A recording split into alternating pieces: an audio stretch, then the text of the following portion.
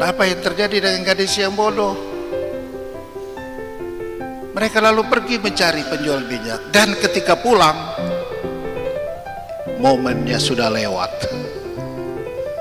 berkatnya sudah lewat, mempelai sudah datang, dan mereka yang siap sudah dibawa masuk, dan pintu segera ditutup.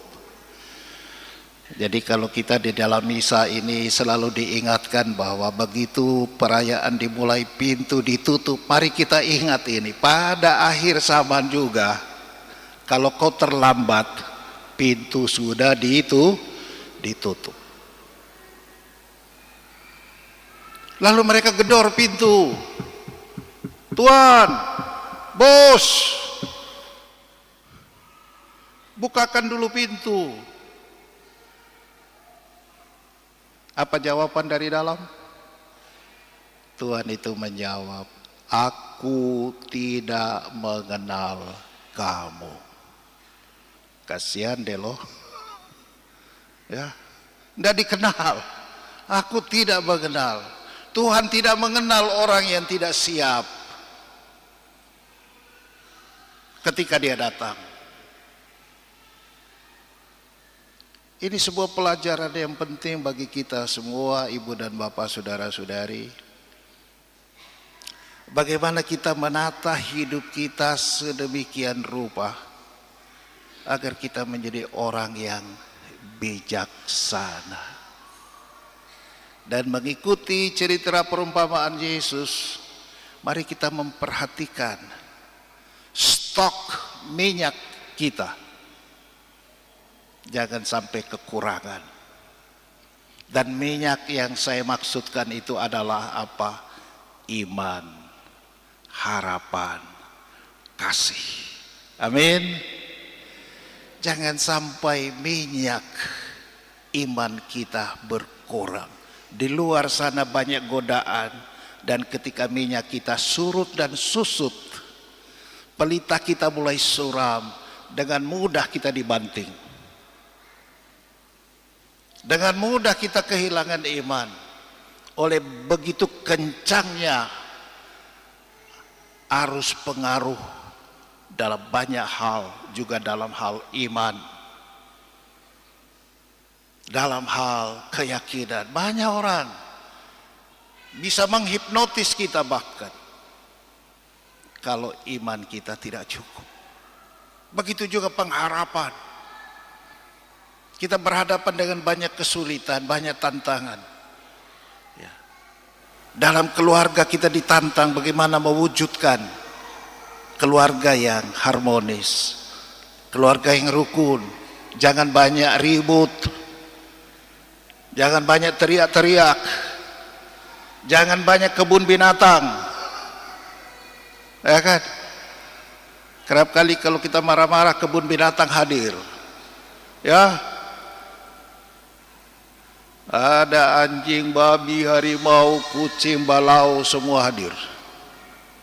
Ya. Kita harus hati-hati. Begitu juga dalam pekerjaan. Banyak orang cemas mengenai usaha, melihat tren yang menurun, pengunjung berkurang, ada saingan baru, ada kompetitor yang luar biasa agresif. Kita mulai ragu, kita mulai cemas. Kalau pengharapan kita tidak cukup kuat, kita drop down. Dan sumber pengharapan kita sebagai orang beriman bukan hanya pada kuat kuasa, hebatnya kita, pintarnya kita,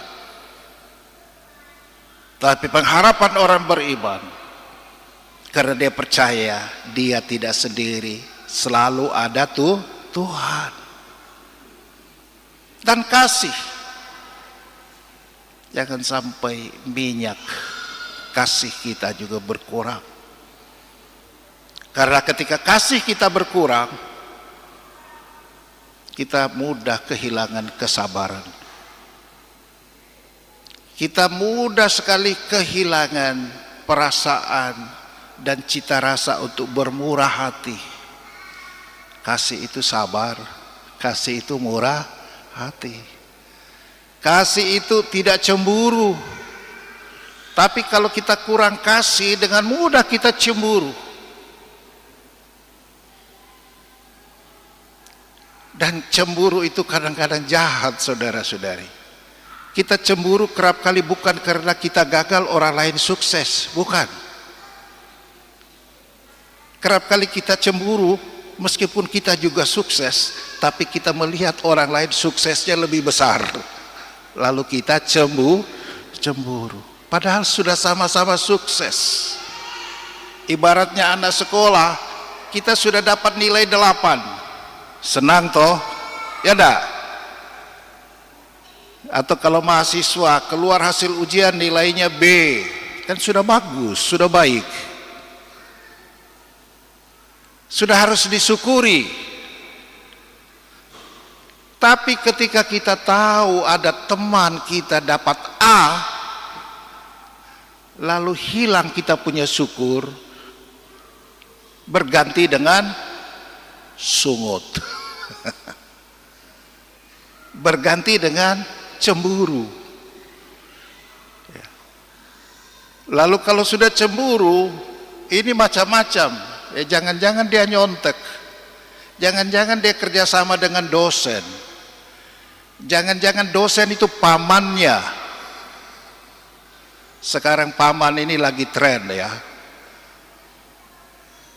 Jangan-jangan ini, jangan-jangan itu.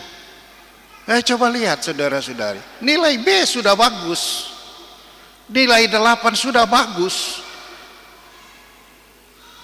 tetapi karena ada yang dapat lebih, dia tidak lagi syukur. Jadi perlu kita selalu memperhatikan deposit, stok minyak, iman, harapan, dan kasih.